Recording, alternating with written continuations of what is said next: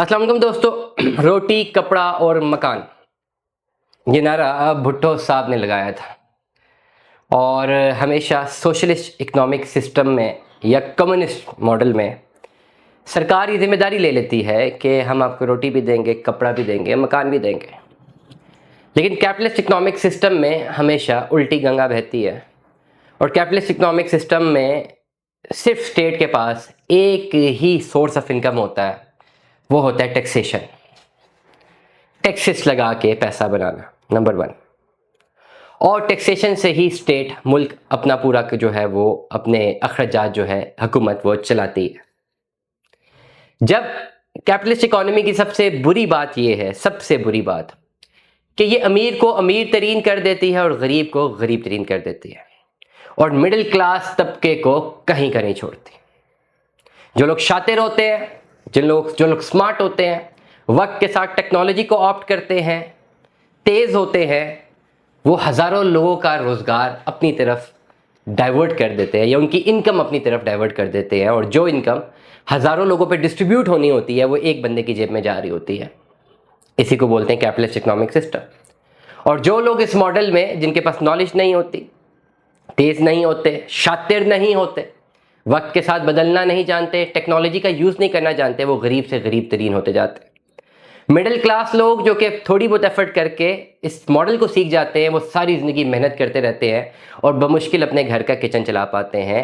Resources को utilise नहीं कर सकते और बहुत सारी ख्वाहिशात को तर्क कर देते हैं। No this is the model of capitalist economic system. ऐसे मॉडल्स में क्या होता है कि स्टेट इटसेल्फ एक वेलफेयर स्टेट बनने की कोशिश करती है और कहती है कि भाई हमारे मुल्क में तो कैपिटलिस्ट इकोनॉमिक सिस्टम रहेगा। मैं स्टेट की बात कर रहा हूँ। स्टेट ये बात करती है कि इस सिस्टम को हम नहीं बदल सकते।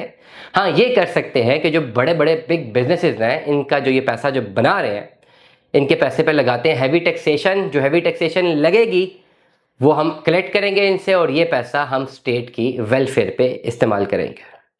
और जब वेलफेयर पे इस्तेमाल करने की बात आती है तो दो चीज़ें जो है स्टेट की जिम्मेदारी बन जाती है कि वो आपको मुहैया करेगी, जिसमें एक चीज़ आ जाती है आपके पास एजुकेशन, दूसरी आपके पास बेसिक हेल्थ फैसिलिटीज़।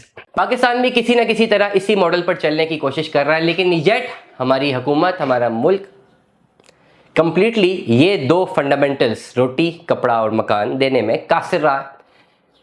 अपने आप को पाकिस्तान एक वेलफेयर स्टेट डिक्लेयर करता है कि नहीं करता, लेकिन मॉडल दस्तूर तो यही है कि टैक्सेशन से ये पैसा जो है ये आवाम के ऊपर लगना चाहिए। इसलिए हमें जगह जगह बड़े बड़े शहरों में सरकारी अस्पताल और सरकारी स्कूल और कॉलेजेस नज़र आते हैं, सरकारी यूनिवर्सिटीज़ भी नज़र आ जाती हैं। बट येट अगेन, क्या ये पूरा का पूरा मॉडल इंप्लीमेंट हुआ है कि नहीं हुआ? This is a complete question mark. Now this is a question mark that I have to realise. बात करने का मकसद ये है कि किसी भी मुल्क में रहते हुए पैसा लगाने से बेहतर उस मुल्क के इकोनॉमिक मॉडल को समझना पड़ता है और उस मॉडल को समझने के लिए आपको देखना पड़ता है कि कहाँ पर आपके पास गैप है। एजुकेशन सेक्टर में अगर आप पैसा उस मुल्क में लगाएंगे जहाँ पे उस मुल्क की सरकार कंप्लीटली एजुकेशन सेक्टर को ऑन कर रही है और free of cost education provide कर रही है, तो आपका पैसा डूब जाएगा।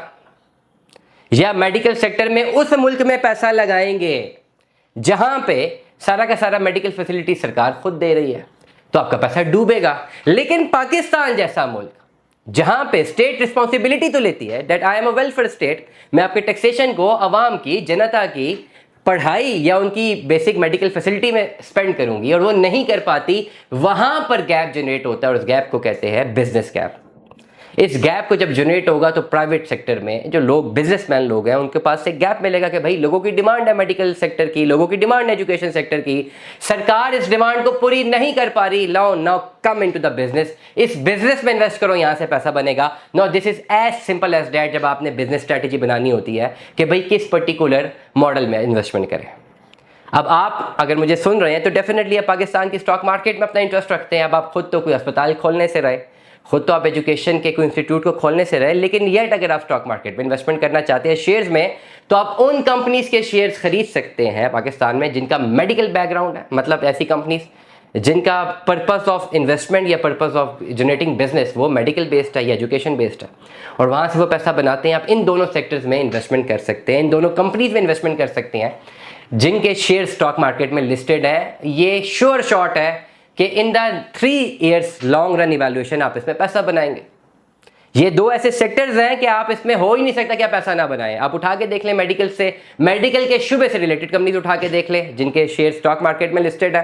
मैं इस व्लॉग में कोई शेयर नहीं बताऊंगा, थोड़ी बहुत रिसर्च आपको खुद करनी पड़ेगी, क्योंकि मैं जब बताता हूं तो आप लोग कहते हैं कि नहीं ये तो फलाने शेयर की मार्केटिंग कर रहे हैं, या उसमें बड़े बड़े जो है वो एनालिस्ट आ जाते हैं कि जी इसका ये मसला है, इसका वो मसला। मैं इस व्लॉग में किसी भी शेयर को टारगेट नहीं करना चाह रहा, मैं इस व्लॉग में सेक्टर बताना चाह रहा हूँ। बताए मुझे लॉजिकली समझाए कोई कि इस सेक्टर में गलत बता रहा हूँ, या मैंने जो एक्सप्लेनेशन दी है, जो मैंने स्ट्रॉन्ग आर्गूमेंट पेश किए हैं, क्या मैंने गलत किए हैं? क्या मुझे पाकिस्तान का सेक्टर बताएं ओवरऑल कि अगर मेडिकल का सेक्टर और एजुकेशन का सेक्टर और इन्होंने पिछले 3 सालों में पैसा नहीं बनाया, आए मुझे गलत साबित करें। और अगर आप नहीं कर सकते तो ये 2 सेक्टर्स ऐसे हैं जिनसे आप अच्छा खासा पैसा बना सकते हैं। 3 साल की इवैल्यूएशन पे आपने उन कंपनीज को फिगर आउट करना है जिनका बिजनेस या तो एजुकेशन डिपेंडेंट है पाकिस्तान की मार्केट इकोनॉमी में, या मेडिकल डिपेंडेंट है और उनके शेयर स्टॉक मार्केट में लिस्टेड है। एक क्वांटिटेटिव डाटा एनालिसिस ज़रूर अप्लाई कीजिए। अगर आपको ग्रीन सिग्नल मिले तो इन शेयर्स में इन्वेस्ट कर दीजिए। ये शेयर्स आपको करोड़ों रुपए का भी मुनाफा दे सकते हैं आने वाले 3 सालों में। दुआ में याद रखिएगा, अपना बहुत सारा ख्याल रखिएगा। स्टे ट्यून्ड में 10 सलाम।